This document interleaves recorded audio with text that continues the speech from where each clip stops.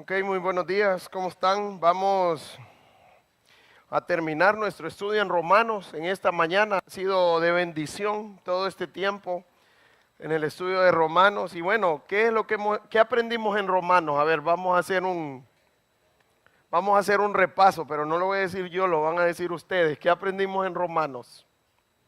¿Cuál era nuestra condición antes de conocer a Cristo? Ninguno. Vamos a volver a comenzar Romanos la otra semana, entonces pues.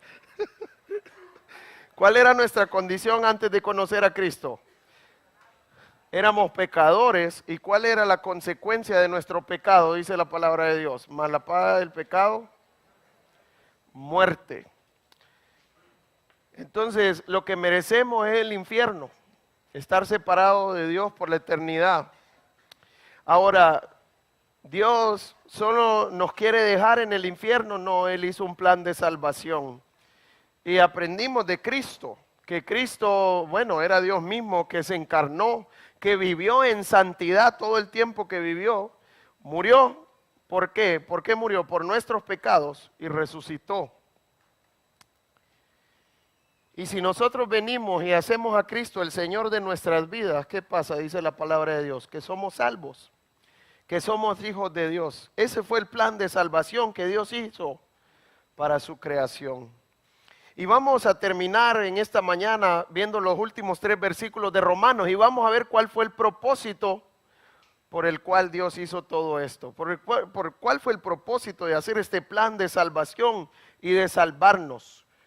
Entonces vamos a leer primero Romanos capítulo 16, los últimos 3 versículos. Romanos 16, versículo 25 dice: y al que puede confirmaros, según mi evangelio y la predicación de Jesucristo, según la revelación del misterio, que se ha manifestado oculto desde tiempos eternos, pero que ha sido manifestado ahora, y que por las escrituras de los profetas, según el mandamiento del Dios eterno, se ha dado a conocer a todas las gentes, para que obedezcan a la fe al único y sabio Dios, sea que gloria mediante Jesucristo para siempre. Amén. Entonces Pablo va a terminar dándole toda la gloria y la honra ¿a quién? A Dios. Y vamos a Isaías capítulo 43.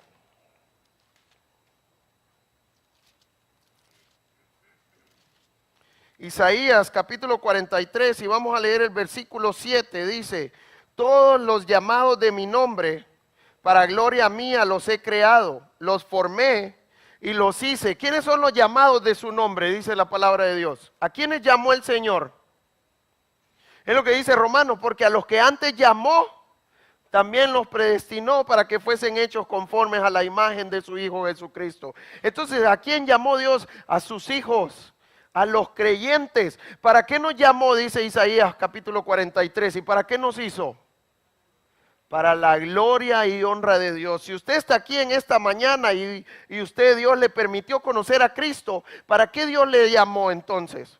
Para que usted pueda darle toda la gloria y la honra al Señor. Y esto es lo que vamos a ver en esta mañana. Vamos a ver 2 razones del por qué debemos darle gloria a Dios. Pero también vamos a entender en esta mañana cómo le damos toda la gloria y la honra a Dios con nuestras vidas. Porque esa es la voluntad de Dios. ¿Qué piensa? Esta es la voluntad de Dios, que le demos toda la gloria y la honra a Él. Ahora, ¿cuántos conceptos de gloria hay en este tiempo? O de glorificar. O lo que menos hacemos es glorificar a Dios. Glorificamos cualquier cosa, glorificamos al hombre, glorificamos las cosas, pero lo que menos gloriamos, lo que menos glorificamos es el nombre de nuestro Dios. Y esto es lo que vamos a aprender en esta mañana. Vamos a ver 2 razones por qué debemos de darle toda la gloria al Señor y vamos a entender cómo darle gloria a Dios con nuestras vidas. Vamos a orar en esta mañana que el Señor nos pueda guiar y que el Señor nos permita crecer en su palabra y vivir como Él quiere y que realmente podamos ser hombres y mujeres que podamos darle la gloria al Señor. Oremos. Señor, en esta mañana queremos darte gracias por este tiempo. Queremos darte gracias porque nos permites estar en esta mañana, Señor, alabando tu nombre. exaltando tu nombre como tu iglesia que somos. Y yo quiero pedirte por este tiempo que tú nos permitas abrir tu palabra, Señor, y que tú nos permitas ver tu palabra con fidelidad, que tú nos muestres tu voluntad en esta mañana, Señor, que tú nos muestres por qué debemos de darte la gloria a ti, Señor, y que tú nos muestres en esta mañana cómo darte toda la gloria y la honra a ti, Señor. Yo te ruego que tú nos enseñes en esta mañana cómo nuestras vidas pueden ser de gloria para ti, Señor. Y que realmente esto sea real en cada uno de nosotros, Señor. Edifícanos a través de tu palabra. Afirma tu palabra en nuestros corazones, Señor, y permítenos salir en esta mañana entendiendo tu voluntad, entendiendo tu palabra y que pueda ser real en nuestras vidas cada día, Señor. Todo esto te lo pedimos en tu bendito y santo nombre. Amén y amén. Vamos a Romanos capítulo 16 nuevamente y vamos a leer el versículo 25 para poder ver la primera razón del por qué debemos darle gloria a Dios. Dice el versículo 25, y al que puede confirmaros según mi evangelio y la predicación de Jesucristo, según la revelación del misterio que se ha mantenido oculto desde tiempos eternos. Entonces primero empieza Pablo diciendo, y al que puede ¿qué? Confirmaros, al que puede confirmarnos. ¿Cuál es la idea de confirmarnos? Dios es el único que nos puede confirmar y la idea de confirmar es que Él nos establece. ¿Y qué significa establecer? Tiene que ver con dos cosas, tiene que ver con fortalecer, con tener fortaleza en esta parte y lo otro tiene que ver con ser constante. Pregunta, ¿Dios quiere constancia de sus hijos? ¿Qué piensan? Dios quiere que seamos hombres y mujeres constantes delante de Él. ¿Y cuánto habla la palabra de Dios? En Santiago habla de no ser hombre de doble ánimo. Y esa es la idea de no ser inconstantes. Dios quiere que sus hijos seamos hombres constantes, hombres que de Él viene la fortaleza. ¿Quién es el que nos establece según este versículo? ¿Quién es el que nos confirma? Miramos que al final dice Dios. Dios es el único que nos puede dar toda la fortaleza que necesitamos. Dios es el único que nos puede dar la constancia que Él quiere en nosotros. Ahora vamos a entender en esta mañana en qué es lo que Él nos establece, en qué es lo que Él nos da fortaleza y constancia. Y que puedan ser real en nuestras vidas esto. Porque ¿cuántos tienen idea que nos fortalece para diferentes tipos de cosas? Y el pasaje nos va a dar para qué es que Él nos da fortaleza.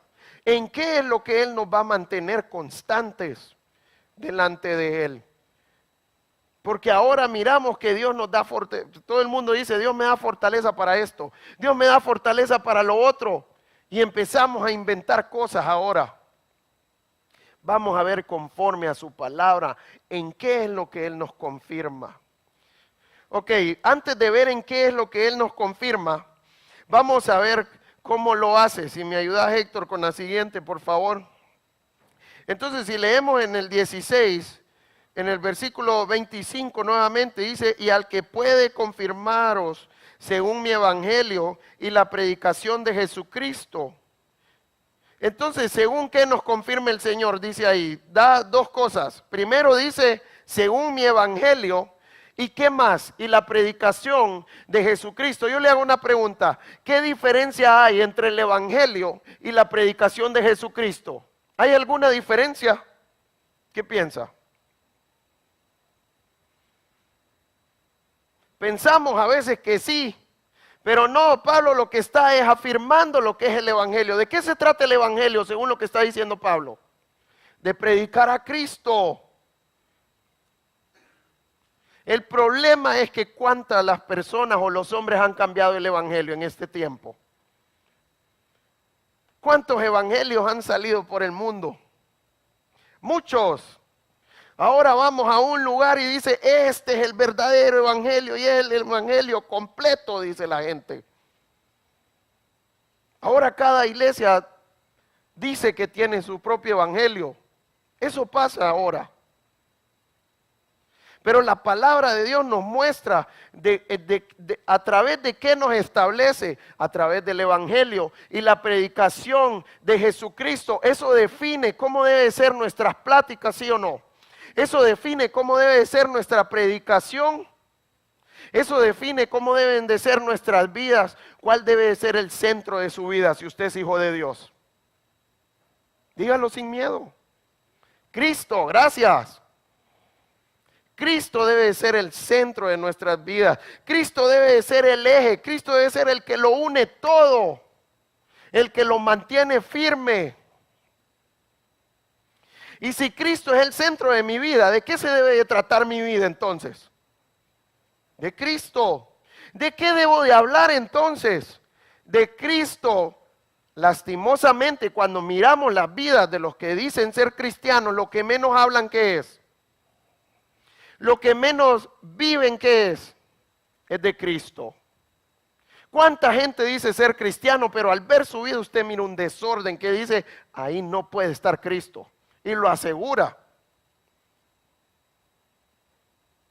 Hasta los que no conocen a Cristo dice, para ser cristiano como ese, mejor no soy nada. ¿Han escuchado esa frase ustedes? ¿Y por qué creen que dicen eso los no creyentes? Porque miran el desorden que hay en la vida de los cristianos. Porque miran la manera de cómo viven. Porque miran que Cristo no es el centro de sus vidas.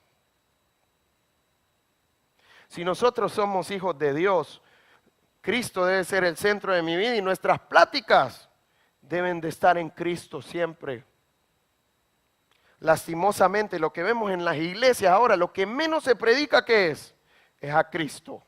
Predican cualquier cantidad de cosas, pero de lo que menos hablan es del Evangelio y de Cristo. Si nosotros queremos hablar del Evangelio, ¿de quién tenemos que hablar entonces nosotros? De Cristo. Si yo hablo de mí, estoy predicando el Evangelio, ¿qué piensa? Pregunta, ¿mi testimonio tiene el poder para cambiarlos a ustedes? No tiene poder de nada mi testimonio. Mi vida no tiene poder para nada. Lo único que puede cambiar nuestras vidas es el Evangelio y es predicar a Cristo. Y por eso necesitamos predicar a Cristo en donde estemos. Si estamos en la iglesia, necesitamos predicar de Cristo. En nuestra vida diaria necesitamos anunciar a Cristo si yo quiero ver vidas cambiando, las vidas de otras personas cambiar. Entonces, ya entendiendo cómo lo hace, vamos a ver cuál es la fuente, porque si hablamos de que debemos de predicar a Cristo, ¿quién define qué es lo que tenemos que predicar de Cristo? ¿Una iglesia? ¿Un hombre? Eso es lo que lo define. Vamos a ver cuál es la fuente de la predicación de Jesucristo ahora. Al final del 25 dice, según mi evangelio y la predicación de Jesucristo. Ahora dice también, ¿según qué? Según la revelación del misterio que se ha mantenido oculto desde tiempos eternos. Entonces, ¿según qué viene la predicación de Jesucristo? Según al final de ese versículo. Dice, según la revelación del misterio. Tiene que ver por la revelación del misterio. Esta es la fuente. La pregunta es, ¿qué es misterio en este contexto? Porque ¿cuánto usamos nosotros la palabra misterio en este tiempo? ¿Cuánto se usa la palabra misterio en este tiempo? Pero ¿cuál es el concepto de la palabra misterio que nosotros usamos? Tiene que ver con algo que no tiene explicación, que pensamos que no tiene. Ese es un misterio, dice la gente.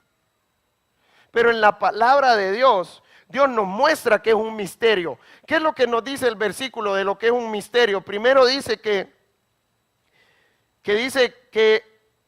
según la revelación del misterio, y nos dice que es un misterio, algo que se ha mantenido oculto. Entonces la idea es, ¿desde cuándo existe este misterio? Según lo que está diciendo el versículo.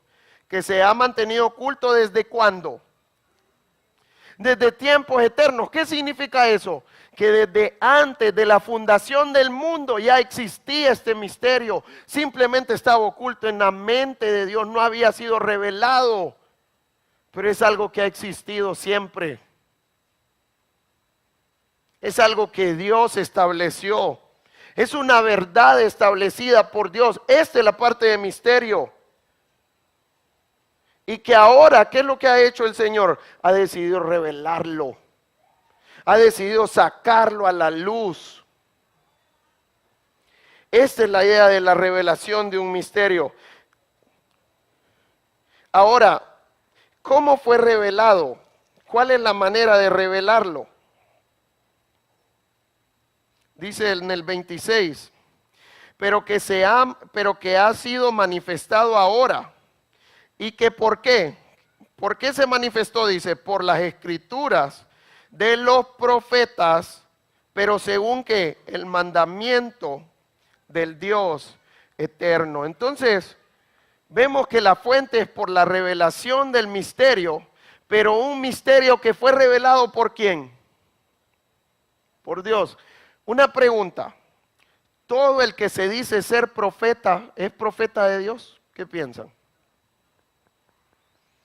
No todos los que dicen ser profetas. Ahí dice por los profetas ¿de quién? Que fue por los profetas, pero que Dios mandó a hacerlos a ellos. Entonces yo necesito ver cuáles fueron los profetas que Dios mandó a escribir esas cosas. ¿Y de qué está hablando ahí? De las escrituras. Pero las escrituras ¿de quién vienen? ¿Vienen de un hombre o vienen de Dios? Vienen de Dios. Dios es quien inspiró la palabra de Dios. Pero ¿cuántas personas hablan de la palabra de Dios? ¿Han escuchado personas que dicen, si esto fue escrito por hombres? ¿Han escuchado personas que dicen eso? ¿Han escuchado cuánto han querido destruir este libro, la palabra de Dios? Pregunta, ¿alguien puede destruir la palabra de Dios? ¿Por qué? ¿Por qué un hombre la cuida? No. Porque la Biblia dice que su palabra permanece para siempre. ¿Y quién es el que cuida su palabra? Él mismo, no necesita de ningún hombre para cuidar la palabra de Dios. Él es el que la cuida.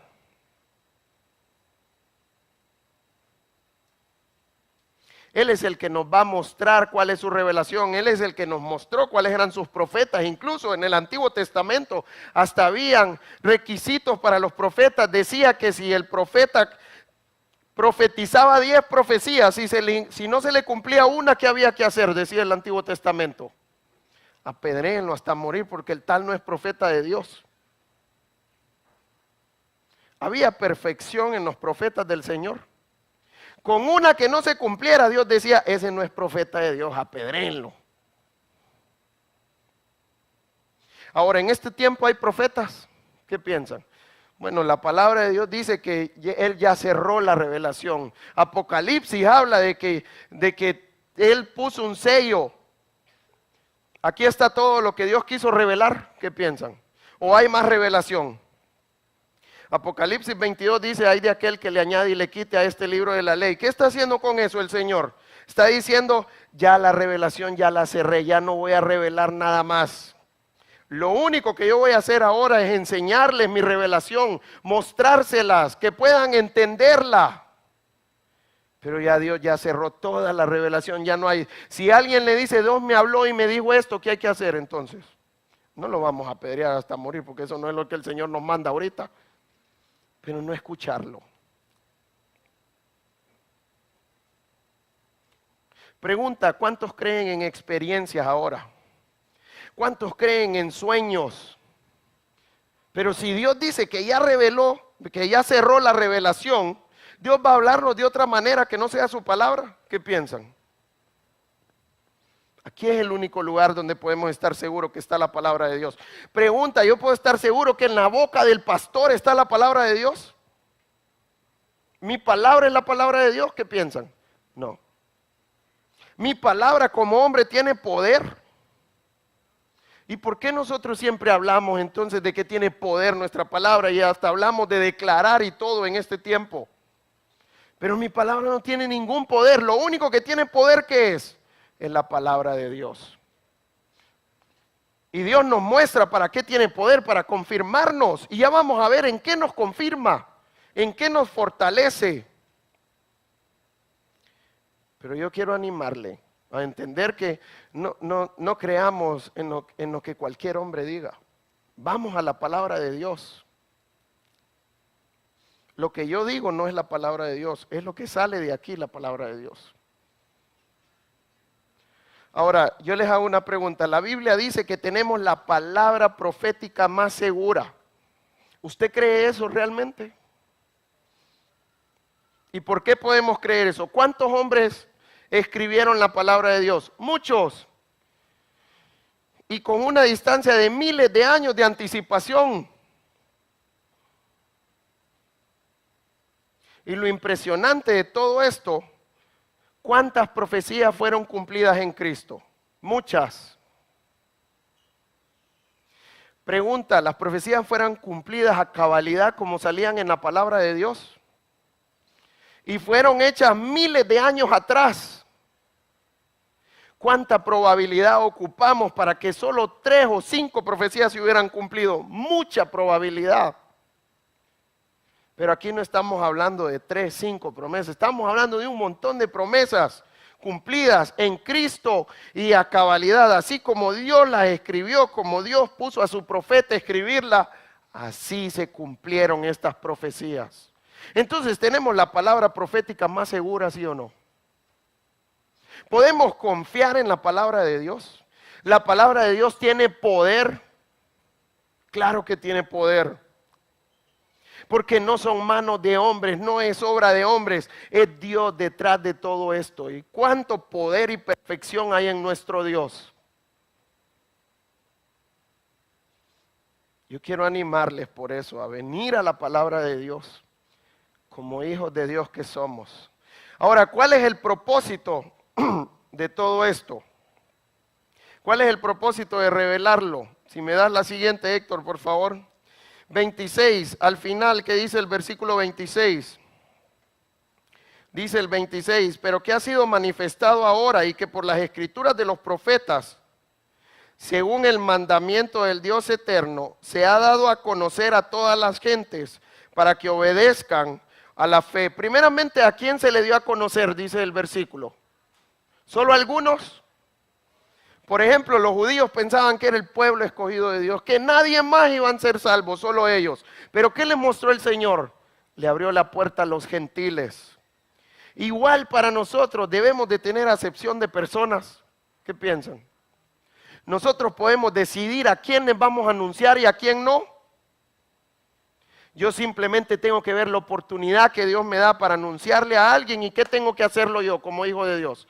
Hacerlo. Necesito anunciarle el evangelio a toda persona que Dios me da oportunidad de hacerlo. Y si no lo hago, ¿qué va a pasar? Dios me va a pedir cuentas. Y cuando estemos en el cielo, muchos vamos a tener problemas, porque Dios nos va a decir, mire la cantidad de gente que yo le di oportunidad de compartirle, y usted no lo hizo. Yo quiero animarle. Cumplamos para lo que el Señor nos ha llamado, para anunciarlo a Él, para hablar de Él. Entonces, ¿cuál es el propósito de revelarlo? Al final dice el 26, para que obedezcan a la fe. Pregunta, la Biblia nos dice que debemos de tener fe para ser salvos. ¿Qué piensan? ¿Y eso es verdad o es mentira? Es verdad porque la Biblia lo dice. Pero aquí está diciendo cuál es el propósito de revelar el misterio del evangelio y a Cristo, para que obedezcamos a la fe. Y lo que Dios está haciendo, está definiendo qué es tener fe. No es solo decir que tengo fe, sino que el propósito ¿cuál es? Obedecer a la fe. ¿Qué significa obedecer a la fe? Pregunta, ¿de dónde dice la palabra de Dios que viene nuestra fe? Romanos 10, 17, así que la fe viene ¿por qué? Por el oír, y por el oír cualquier cosa. Por el oír la palabra de Dios. No viene por escuchar mi palabra, viene por escuchar la palabra de Dios. De ahí viene nuestra fe. Y si esto me está diciendo que debo de obedecer a la fe, ¿a qué tengo que obedecer según Romanos 10:17 entonces? A la palabra de Dios. Decir que tengo fe es decir que yo voy a obedecer a la palabra de Dios, porque de ahí viene nuestra fe. Y esta es la idea de obedecer a la fe, ver el fruto, ver la obra y el fruto de la fe. ¿Cuál es la obra y el fruto de la fe? Piensan ustedes. ¿En qué se traduce eso? En la santidad, en santificación. Esto es lo que el Señor espera de cada uno de nosotros. Y en esto es lo que el Señor nos quiere establecer, nos quiere dar fortaleza, nos quiere hacer constantes en obedecer su palabra. Para esto nos llamó, para ser obedientes a su palabra. Pregunta, para ser obedientes a su palabra, ¿qué necesitamos hacer primero?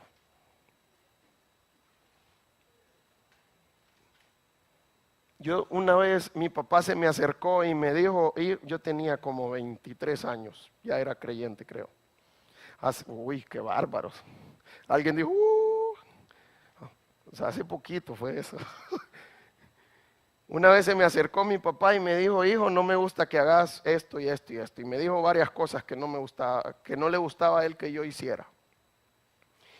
Y yo le dije a él, cuando me puse a pensar lo que me dijo, papá, lo que usted me está diciendo lo llevo haciendo toda mi vida y tengo 23 años y hasta ahorita me dice que lo deje de hacer, que no le gusta. ¿Y saben cuál fue la respuesta de mi papá? Te lo he dicho N cantidad de veces, de N cantidad de formas, y el problema es que nunca me has escuchado, nunca me has puesto atención. Y lo que yo me di cuenta en ese momento, cuando mi papá me dijo eso, empecé a recordar todas las veces que él me lo dijo. Y me di cuenta que realmente él me lo había dicho, pero que yo no le había puesto atención. Y lo que me di cuenta es que lo que necesitaba hacer era pasar tiempo con mi papá, escucharlo bien, entender qué era lo que él quería de mí. Y la misma idea es con nuestro Padre Celestial. A veces nosotros leemos la Biblia y aprendemos, pero a la hora de vivir, ¿qué pasa? Y yo he estado en estudios o en consejerías que cuando les abro la Biblia dice, sí, eso lo leí hace 5 años en la Biblia. ¿Y por qué no lo vive entonces? Eso yo lo sabía, me dice la gente. El problema es que no estamos pasando tiempo con el Señor. Simplemente leemos la Biblia por leerla. Pasar tiempo con el Señor es decirle al Señor, Señor, ayúdame a entender tu palabra. Señor, ayúdame a escudriñarla. Señor, que tu Espíritu Santo me muestre mis pecados. Señor, que tu Espíritu Santo me muestre la manera como tú quieres que viva ahora. Y una vez que Dios me muestra la manera como Él quiere que viva, ¿qué tengo que hacer yo? Hacerlo. Pero primero tengo que tomar la decisión de pasar tiempo con Él. Yo les hago una pregunta. ¿Dios es el que nos levanta de la cama para pasar tiempo con Él? ¿Qué piensan? ¿Será que Dios agarra el colchón y nos hace así para levantarnos? Quisiéramos, sí o no, pero no pasa eso. Yo recuerdo cuando yo conocí a Cristo y cuando yo empecé a entender que necesitaba pasar tiempo con Él, yo soy un hombre dormilón y hasta el sol de hoy soy dormilón todavía, me encanta dormir. Y cuando yo conocí a Cristo y me levantaba en la mañana, yo decía, media hora más, Señor. Dame media hora más. Pero después yo le empecé a decir al Señor, Señor, yo quiero pasar tiempo contigo. Levántame. Ayúdame a despertarme.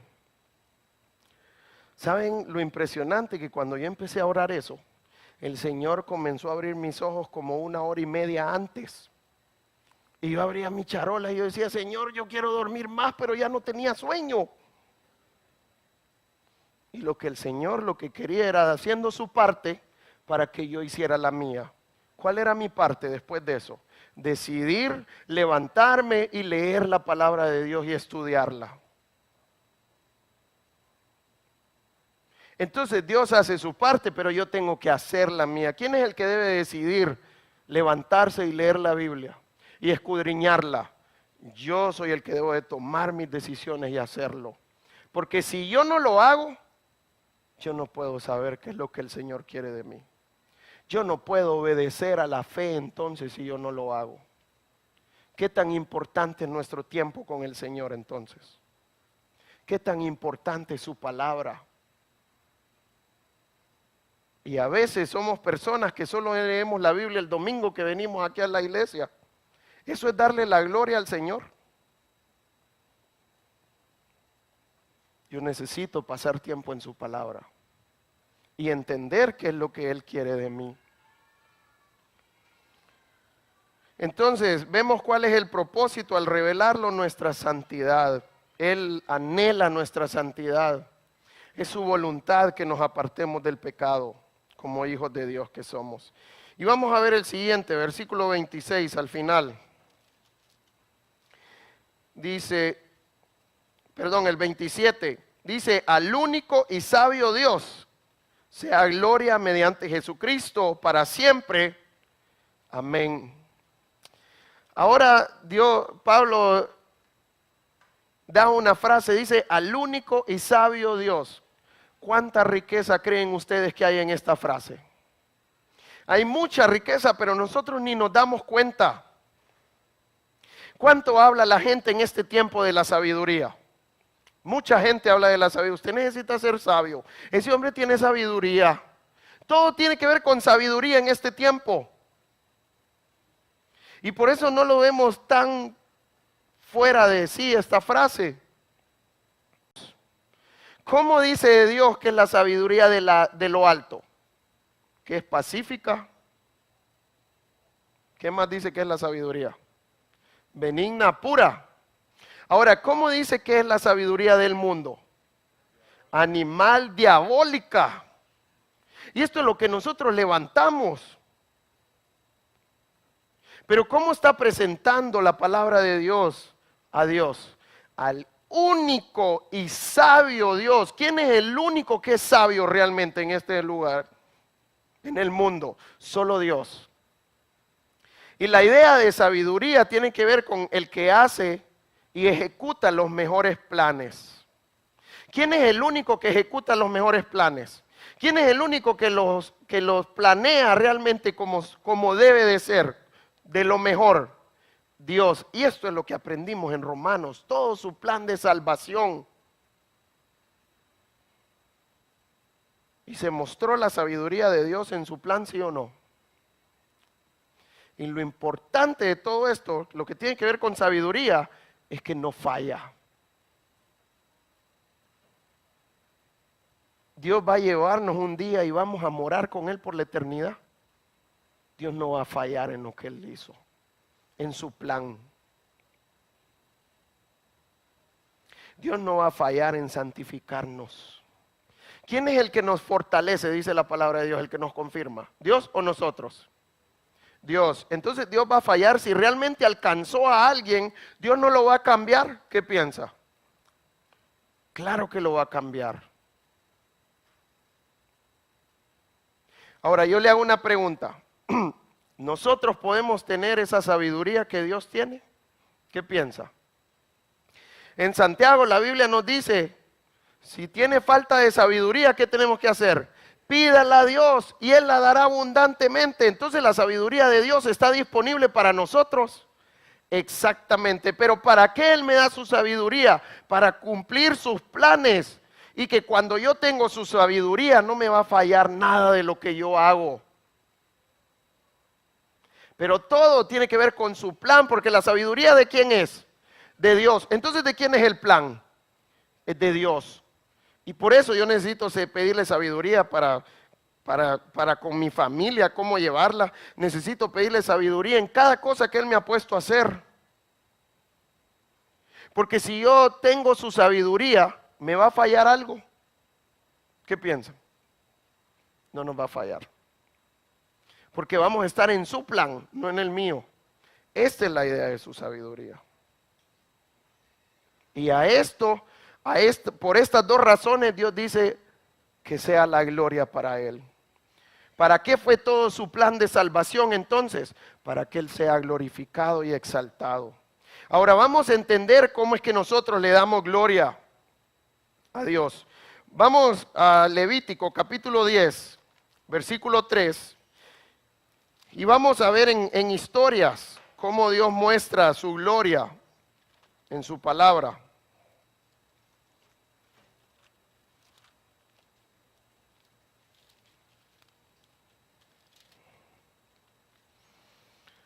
Levítico capítulo 10. Y vamos a leer desde el versículo 1 para entender bien. Dice el versículo 1, Levítico capítulo 10, versículo 1. Nadab y Abiú, hijos de Aarón, tomaron cada uno su incensario y pusieron en ellos fuego sobre el cual pusieron incienso y ofrecieron delante de Jehová fuego ¿qué? ¿Qué es un fuego extraño? Y yo creo que el mismo versículo nos define que es un fuego extraño. Que Él nunca les mandó. ¿Cómo se define el fuego extraño en este versículo? Algo que Dios no nos ha mandado hacer. Nosotros podemos ofrecer fuego extraño a Dios o ofrecer cualquier cosa extraña a Dios. ¿Qué es ofrecer cualquier cosa extraña para nosotros entonces? Algo que Dios no nos ha mandado hacer. ¿Cuántas cosas extrañas ofrecemos a nuestro Dios entonces nosotros? Muchas. ¿Cuál fue la consecuencia de ofrecer fuego extraño? Dice el versículo 2, y salió fuego de delante de Jehová y los quemó y murieron delante de Jehová. ¿Cuál fue la consecuencia de no hacer lo que Dios decía? Muerte directamente. Pregunta, ¿eso nos puede pasar a nosotros? ¿Cuántos dicen, no, ese fue el tiempo de la ley, nosotros estamos en la gracia, no hay ningún problema? Ustedes han escuchado una pareja que se llama Ananías y Zafira en Hechos. ¿Qué pasó con Ananías y Zafira? Le mintieron a Dios y porque le mintieron a Dios, ahí sí se cumple literalmente la frase, cayeron como pollos. Se murieron por haberle mentido a Dios. Y simplemente lo sacaron los jóvenes y lo fueron a enterrar. Y cualquiera diría, por una mentirita los mataste, Señor. ¿Qué tan importante es nuestra santidad para Dios si somos hijos de Dios entonces? Súper importante. Y de esto depende todo lo que nosotros hacemos de nuestra santidad. Ahora miremos el versículo 3 en Levítico 10. Entonces dijo Moisés a Aarón, esto es lo que habló Jehová diciendo, en los que a mí se acercan, me santificaré. Y en presencia de todo el pueblo, ¿qué va a pasar? Seré glorificado. Y Aarón cayó. ¿Qué es lo que va a glorificar delante del pueblo a Dios? Las vidas de las personas que se acerquen a Él, porque lo que Él va a hacer es que los va a santificar. Cuando yo soy hijo de Dios y vivo una vida de santificación delante de Él, lo que estoy haciendo es que estoy glorificando el nombre de mi Dios. ¿Qué tan importante es su vida para glorificar a Dios entonces? Y si pueden anotar Romanos capítulo 2, versículo 24 para que lo lean en la casa. Ahí hablan de los judíos que no se sometieron a la ley. Y al final les dice que por eso hacían que los gentiles blasfemaran el nombre de Dios. ¿De qué depende de que los gentiles, los que no conocen a Cristo, le den gloria a Dios? ¿Depende de Dios o depende de mí? ¿Qué piensan? Según este contexto, depende de mí. Si yo quiero que los que no conocen a Dios glorifiquen a Dios, ¿qué tengo que hacer yo como hijo de Dios? Santificarme, obedecer a la fe. Así es como Dios nos usa para tratar con las personas que no conocen a Cristo. Porque eso lo que va a hacer es que los va a hacer glorificar a Dios y les van a dar ganas de escuchar el Evangelio. Esa es la manera que Dios usa para impactar las vidas de los no creyentes. ¿De quién depende que San Pedro Sula glorifique a Dios entonces? ¿De Dios o de nosotros? Depende primeramente de mi vida, delante del Señor. ¿De qué más depende de que los no gentiles, de que los no creyentes glorifiquen a Dios? Vamos a Juan capítulo 15 para...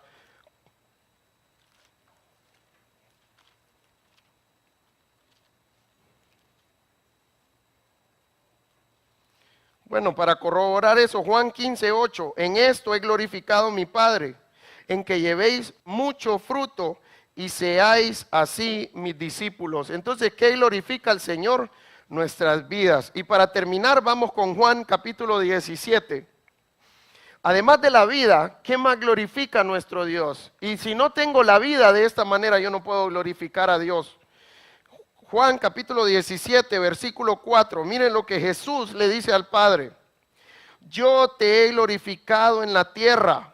¿De qué manera Jesús glorificó a su Padre? Dice, he acabado la obra que me diste que hiciese. ¿Cuál fue la obra que Dios le dio a Cristo?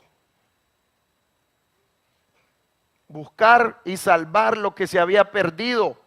Esa fue la obra de Cristo. ¿Cuál es la obra que Cristo nos dejó a nosotros? Busquen y salven lo que se ha perdido. Buscar a los no creyentes que puedan conocer a Cristo. Esta es la obra del Señor. Pregunta, ¿la obra del Señor tiene que ver con poner sillas? ¿Qué piensan? Tiene que ver con dar la bienvenida, es parte. Pero si esto no apunta a que personas conozcan a Cristo, no lo estoy haciendo bien. Entonces, ¿cuál es la obra del Señor que Dios quiere que hagamos? Primero, que le compartamos el Evangelio a las personas que no conocen a Cristo, para que puedan tener una relación con Él. Segundo, ¿qué tenemos que hacer con los creyentes? Necesitamos discipular a los creyentes, enseñarles la palabra de Dios, para que puedan hacer la obra del Señor. Y tercero, ¿de qué otra manera glorificamos a Cristo? Juntos, cuando lo alabamos al Señor, pero cuando nuestras vidas están delante de Él. ¿Qué pasa si yo alabo al Señor y yo estoy en pecado? ¿Eso le trae gloria al Señor? ¿Qué pasa si yo sirvo al Señor y yo estoy en pecado? ¿Eso le trae gloria al Señor? Y yo quiero animarle por eso. Rindámonos al Señor y vivamos para Él y obedezcamos a su fe, para que podamos glorificar el nombre de nuestro Dios. Vamos a orar.